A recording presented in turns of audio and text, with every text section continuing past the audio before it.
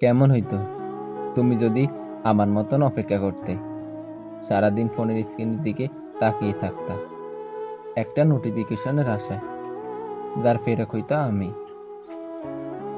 আর আমি যদি তোমার মতো করে অবহেলা করতাম, তুমি যখন বারবার লিখতা ভালো আছো তো, আমি তখন দেখেও না দেখার ভান করতাম।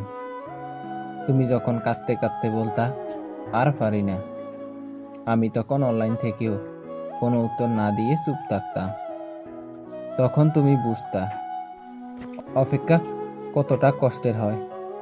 প্রতি মুহূর্ত বুকের ভেতরটা ভেঙে পড়ার মতন লাগে, চোখে জল আটকে রাখে, মুখে হাসি রাখা অভিনয় করতে করতে মনে হয় দম বন্ধ হয়ে আসছে। আর অবহেলা এটা কতটা নির্মম হতে পারে তা তখন বুঝতা, যখন আমি তোমার অনুভব দাম না দিয়ে তোমার ভালোবাসার উপহাস করতাম। তখন হয়তো তোমার মনে প্রশ্ন আসতো, আমি কি সত্যি কারো জন্য বিশেষ?